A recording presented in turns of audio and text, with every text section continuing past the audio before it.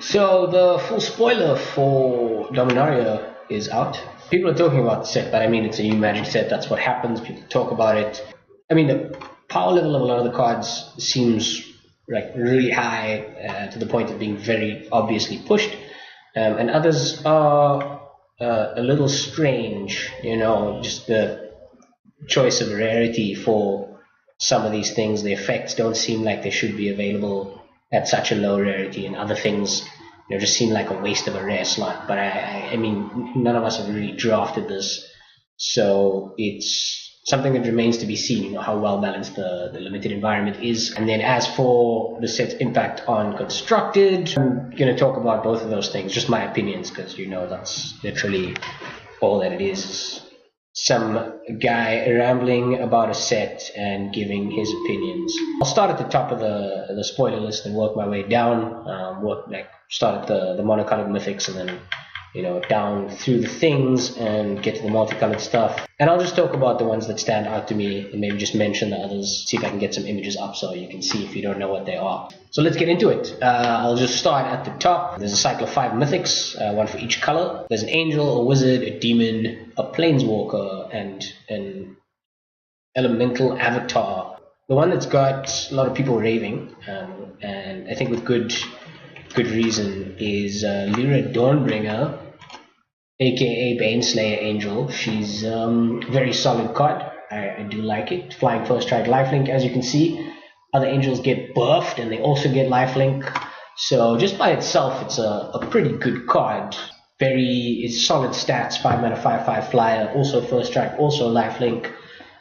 I don't know how you block it properly. I mean, it's huge. There's not much that attacks through it. Spells Unlock does a good job. We'll look at him just now. I don't really care too much for the other things. The creatures are really good except for the wizard in the cycle. But let's have a look at the black guy. Demon Lord Spells Unlock, my favorite, naturally. 6/6 for 6, flying trample. And when it hits the battlefield, you start flipping cards from the top of your library till you reveal a non-land. And it goes into your hand.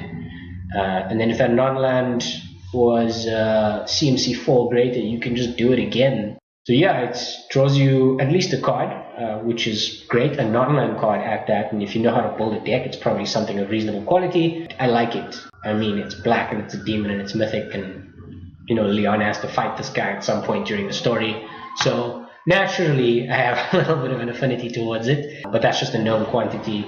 I'm not too keen on the other ones. Oh, the Multani is quite a cool one, flavor-wise and, you know, mechanics. It's an interesting card. Let's see if I can get it up here quickly. Where are we? Okay, there we go. So it's a 6 mana 0/0, which seems pretty weak. It's got a reach and trample. However does this thing stay alive? You read a little bit further. It gets pumped for each land you control, each land in your bin.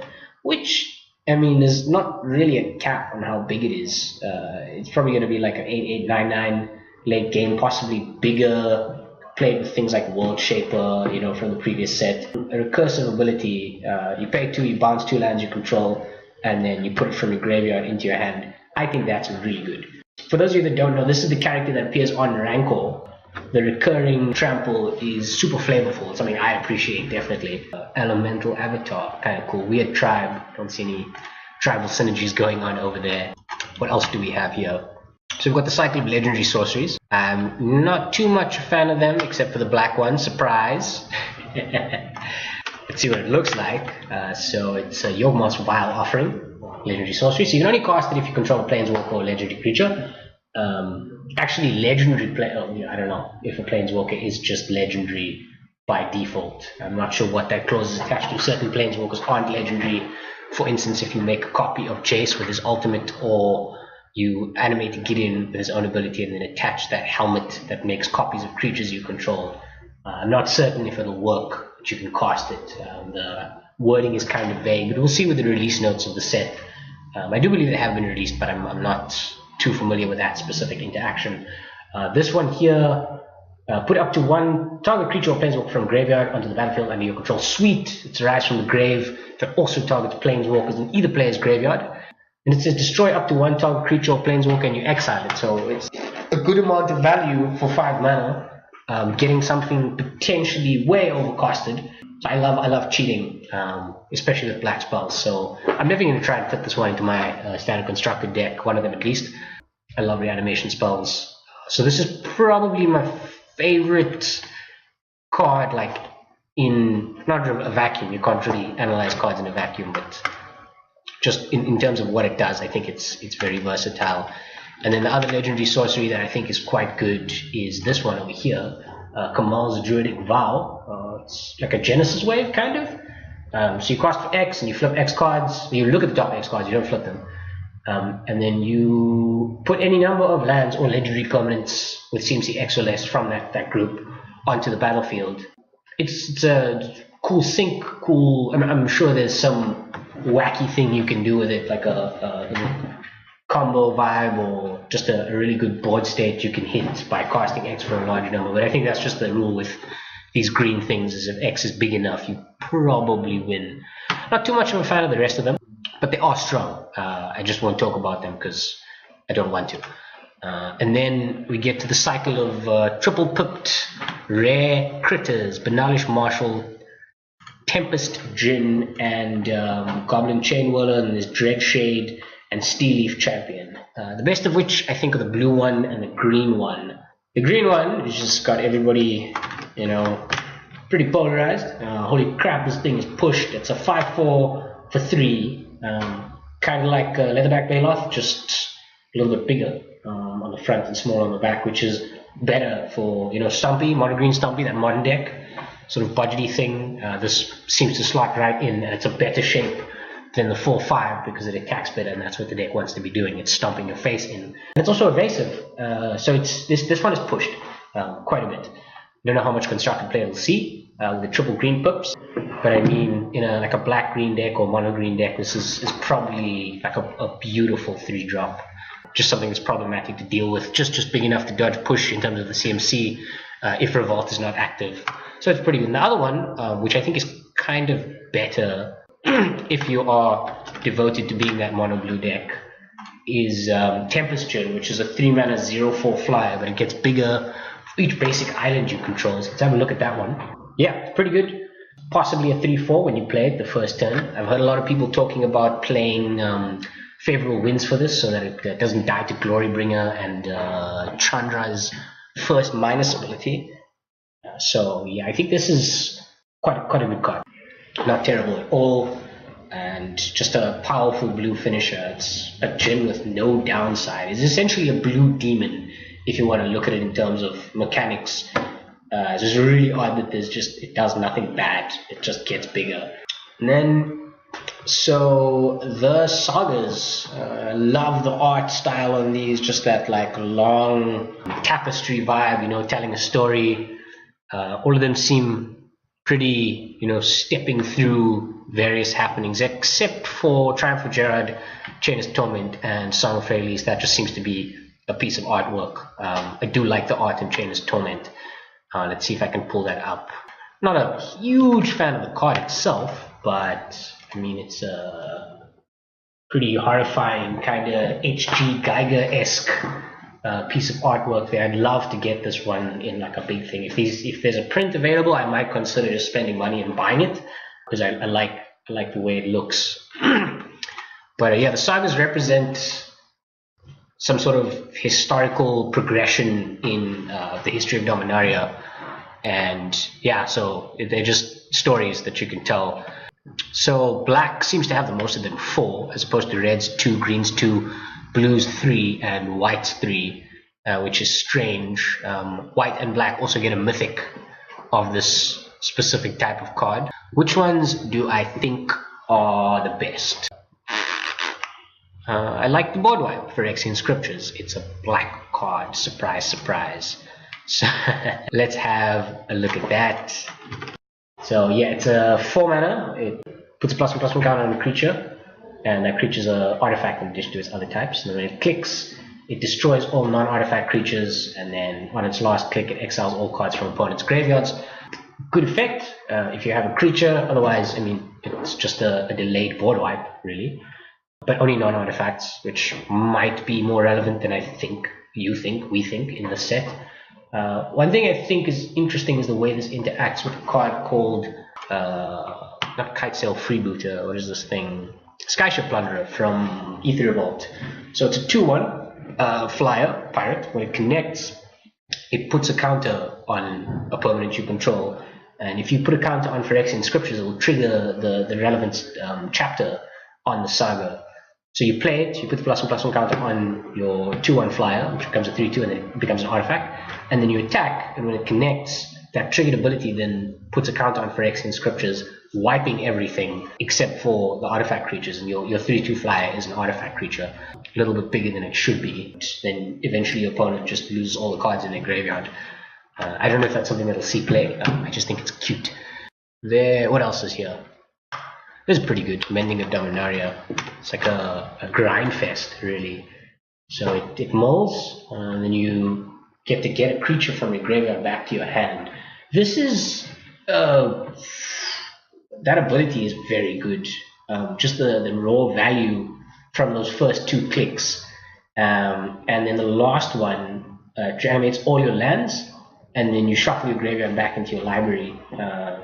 So obviously the enchantment itself will stay in the bin, but everything else goes back. So multiples of these just kind of let you carry on, and it feeds you, you know. And they're not legendary as far as I understand, so you can actually have more than one down at a time, which seems like a very good engine for a green deck. 5 mana, a little bit steep, but there is considerably more ramp available in this coming standard format than there has been. At a lower cost, you know, Land War Elves is being reprinted. We'll talk about that in a bit. Fall of the Thran is also an interesting one. It's land destruction, essentially, but it's also something that reanimates lands. And yeah, so you play it, blows up all lands, and then next turn it allows each player to return 2 land cards from their graveyard to the battlefield, and the turn after that, and then it kills itself. So the most obvious thing that this plays well with is Sentinel Totem, which exiles only your opponent's graveyards. Your opponent's graveyard. Yeah, so that's just probably just like a weird I win the game thing you can do if you have like an empty board in terms of creatures, and you just blow up their lands, or you have one creature and they don't, or your clock is faster than theirs, whatever, you know. Armageddon is a good effect, but when it has some other things tied to it, namely the land reanimation, and it's very cool, I think. Also, if you stack, I believe you get to put saga triggers, the abilities themselves, on the stack in whatever order you choose if they trigger at the same time. So it also seems to work quite well with the mending of Dominaria. I don't know if there's some sort of enchantment control deck that's going to pop up out of standard. I would love to see that. Oh man, Chainless Torment looks so good. Onto the cycle of rare creatures. Evra, Halcyon Witness, Naban, Dean of Iteration, Josu, Ves, Lich Knight, Verix Bladewing, and Marwyn the Nurturer. I think 3 out of these 4 are reasonable cards. Now, a lot of people like Naban, Dean of Iteration. I'll put it up here, but I'm not a fan of this. I think this thing is way too cute. Much like the Blue Lord from the Mythic cycle. Like it's cool, but not in terms of standard constructed. It's a powerful effect, you know. Panharmonicon has proven itself to be Commander Gold, but in constructed, look, you're playing effects that are worth having anyway, and the fact that this guy doubles them, I don't know. He doesn't take my fancy so much. I don't think it's that good. But the ones I do think are good, so it's the white one, the black one, and the red one. Let's talk about Josu Ves first. Mandatory for me to talk about the black card, obviously. So, excellent stats. Strong card, 4 mana, 4/5 with Menace. Absolutely nothing wrong with that. I'll take it. There's some more text, by the way. So you check this Kicker 6-bit over here. It's like, what on earth would you pay 10 mana for a 4/5? With Menace 4, and if you read, if it was kicked, you get 16 power worth of Menace zombies. Now usually that many zombies come in tapped. These come in awake and ready to block. There's some nippy quick zombies, and they all have Menace. So essentially at 10 mana, if you have that lying around, you've got a way to make lethal damage over 9 bodies. 8, yeah, lethal damage over 9 bodies, and all of the bodies have menace. It's very threatening, and the card itself is just fine, you know, to play as a 4/4, 4/5 or 4 with menace. So I do like that. Evra, so this is the white one, right? It's pretty good. Let's see if we can pull that up quickly. So this card is it's a bit small for its cost. The lifelink 4/4 for 6. In terms of the rest of the things in the set, it seems a bit understated, but it's that little life swapping, power swapping. It's a 4/4 tree essentially, but it's off power, not toughness. Tree of Redemption. I mean, I've been thinking through a bunch of situations where this card could be good, and it's quite late, you know, where you'd be using it in this kind of manner. But you pick a life total, you're pretty low. You're on 5. Let's say you're on 5 life, which is kind of low. You play this, and you're not dead by next turn. Then it hits for 4. So it's a 4/4. You're on 5 life. You swap, you hit. You go to 9. It's 5. Next turn, you swap, you hit.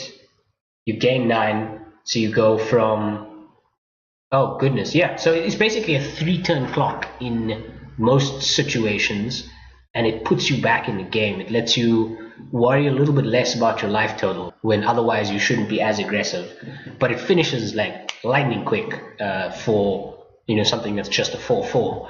Yeah, I do like it. I don't know if it is constructed playable. Something that is definitely a good card for standard is this chap. It's essentially a 4/4 for 4. It's got flying, and come on, work with me. There we go. And it's got kick of 3 as well. So when you cast it, you can pay 3, and then you get an additional body. So it's a 4/4 for 4 with flying, which is perfectly fine. And if you pay an extra 3, you get an additional 4 power on another body, which is much more reachable. 7 is closer than 10 in many situations. In any constructed format, really, in any format, draft, constructed, limited, or you build sealed decks or whatever. So this is probably the most playable of the monocolored cycle of creatures. It also happens to be the mythic, which makes sense. Zahid, Djinn of the Lamp. Very cool guy. See if I can get a picture up quickly. It's 5/6 flyer. It's a Mahamati Djinn, but you have the option to reduce its cost by tapping an artifact you control. So it's 4 mana and tap an untap artifact you control. So you rub the lamp and the genie comes out. Also no downside for a Djinn, which is super strange. But if you have no artifacts, it's a Mahamati Djinn, so just an average creature. And if you do, it's a 4 mana 5/6 flyer, which is pretty good. Hopefully this guy can make some of your wishes come true. Anything else interesting? Shalai, Voice of Plenty, gives your other creatures hexproof, and your planeswalkers hexproof, and then it's got Team Pump for 6 mana. It's a 4 mana 3/4 flyer. It's fine, good stats. And then that's 6 mana green ability, just Gavany Township, pretty good. What else? Karazov, Squee, interesting guy. See if we can put him up here. There we go. Casting from anywhere. Yet another cast from exile. Is Food Chain broken yet? We don't know. It's a cool guy though. Nice body. I mean, you can cast it from anywhere. It's just impossible to get rid of. He's just, yeah. Squee. You're just standing there one day, brushing your teeth, and he pops up next to you, and then you throw him into a pit of lava, and then you're sitting in the toilet, and he just pops out of the cistern behind you. He's just there. Blaze Mythic Spoiler. Provide me with picture. This thing's cool. It's the first Lich card that has hexproof itself, so it's difficult to deal with. So the typical effect, you can't lose the game. If you lose life, you sack that many permanents. If you gain life, you draw that many cards. And if it leaves, you lose. But the hexproof is the thing that makes me look at this card more than once. It's also very cute if you're playing Approach of the Second Sun. So you cast it, the Lich's Mastery ability triggers, Approach the Second Sun, and then resolves, goes 7 from the top, and you gain 7 life as part of its resolution. So you'll just draw 7 cards, and what do you know? You just put an Approach of the Second Sun into your library. So yeah, it's just a boop, boop, 2 turns, very slow, turn 6, 7, and 8. But, turn 6, you can't kill me anymore. Turn 7, I'm going to draw a chunk of cards and also my win con. And turn 8, I can cast it and potentially have Spell Pierce mana up or something like that. Now, cute interaction. I don't know if it's good. We'll have to find out. Torgar Famine Incarnate. Again, that thing with the picture. Come on. Give us the picture. There we go. So 8 mana, 7/6. A big guy.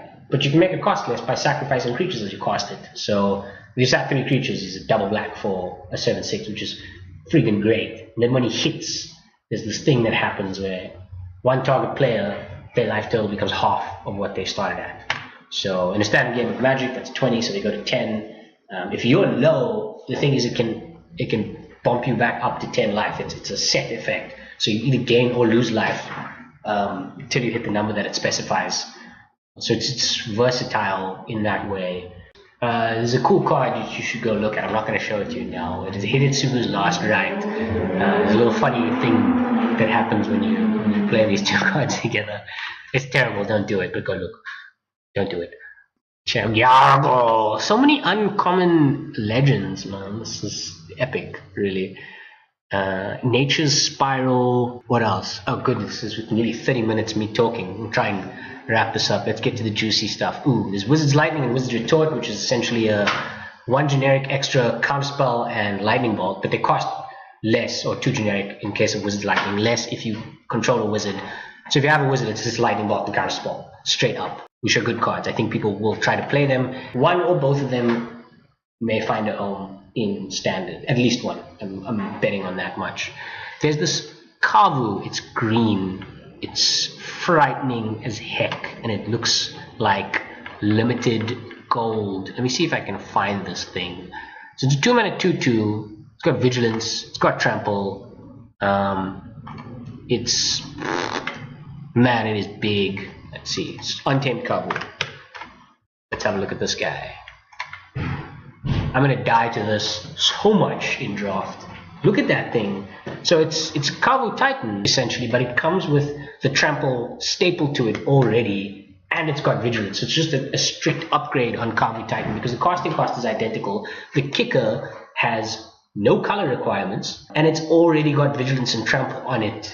This is a good card. It's not like insanely overpowered, but it's like, yes, strong, good meaty boy. What else is interesting? Ooh, these multicolored things. So there's the fairy guy. Let's see if we can get an image up of this dude. Fairy Hero of Dominaria, 5 mana 4 loyalty, +1, draw a card, and then in the end step you untap 2 lands. So you stick him for 5 plus draw a card, and then you have, mana up for removal or counter magic or whatever. I feel like this interacts exceptionally well with Seal Away, which is a sort of removal spell printed in this set at uncommon. Let me show you what this guy looks like. So you play him on 5, you tap out. If it sticks, you +1, and then end step you untap 2 lands. So if they don't, Vraska's Contempt him right away or whatever, you've got the ability to protect him. So indirectly, it kind of enables you to protect it by using his plus ability.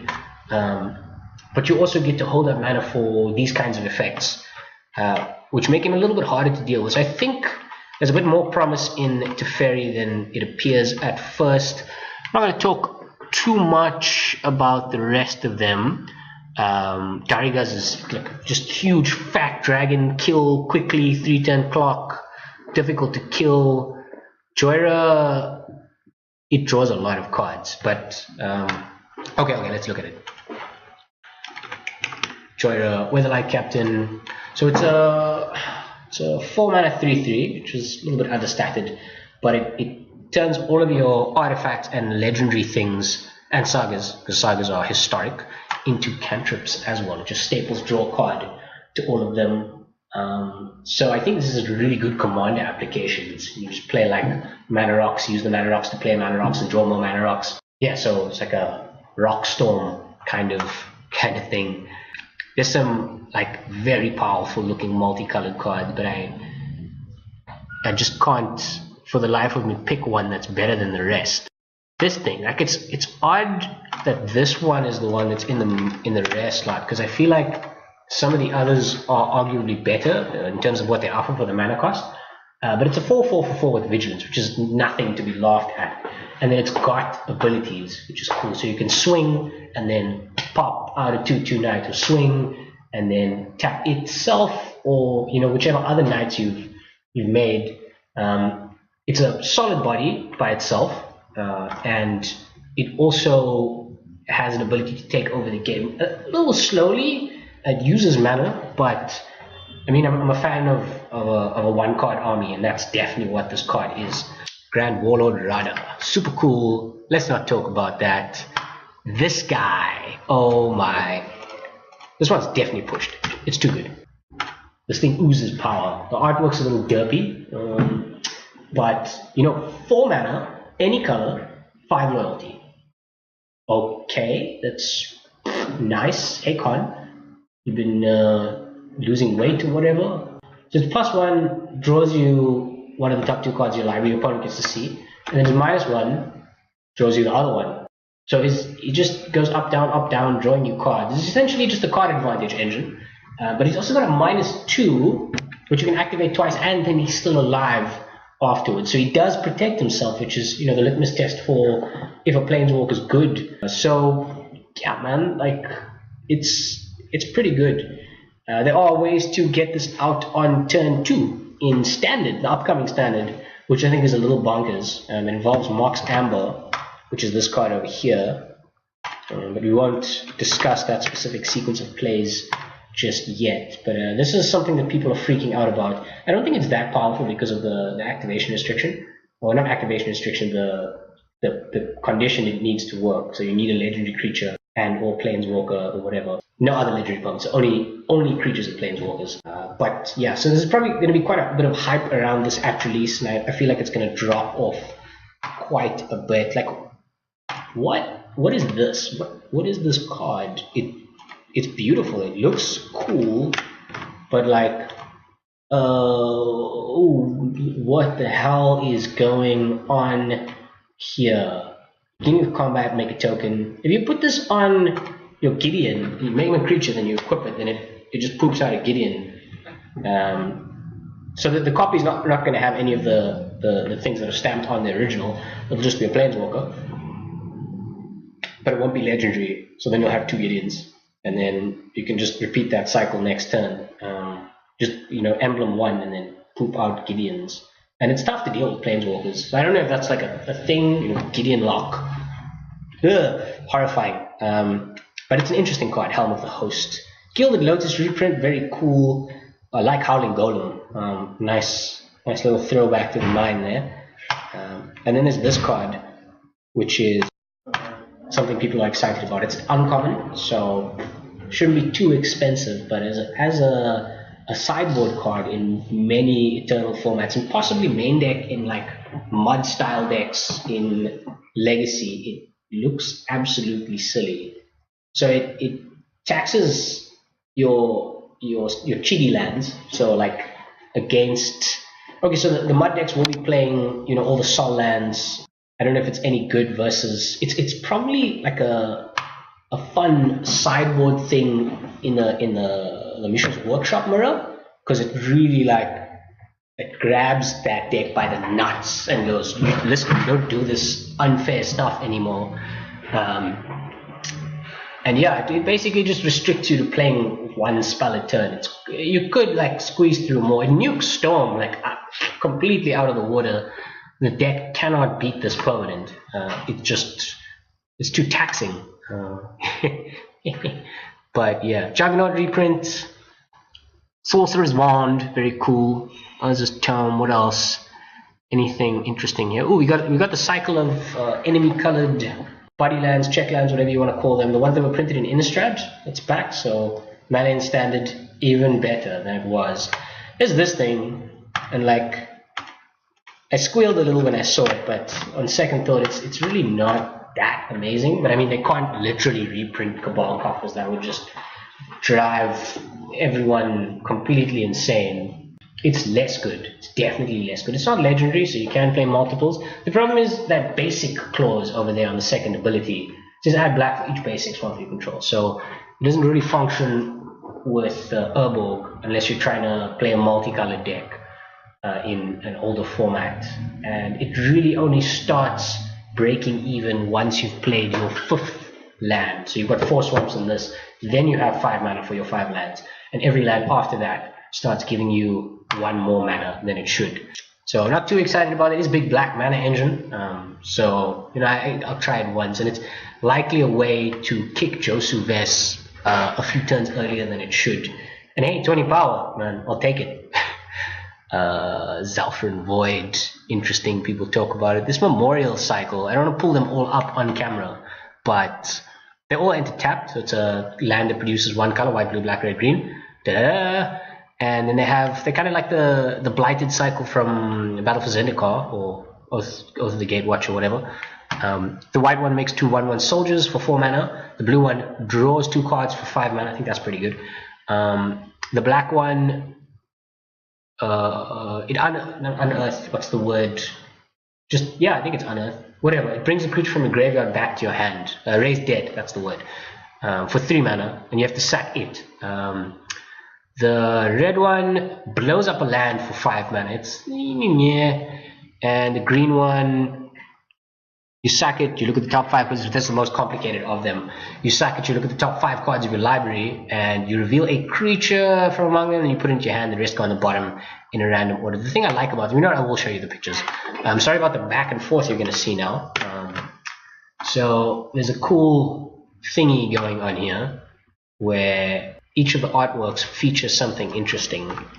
So this is that's Gerard, and then the blue one contains another thing. Come on, show me the card. Whatever. I'm so over this. Memorial to Genius, which is Urza, I believe. And then the black one, let's have a look. Man, this is so slow. Is brothers, Urza and Mishra, fighting, because that's what they do. They're brothers. This red one is very cool, the artwork. Not the mechanics, just like what it looks like, what it represents. This is Corona. She's chilling there in the background, Corona the False God. A little bit of a misdirected demigod type thing.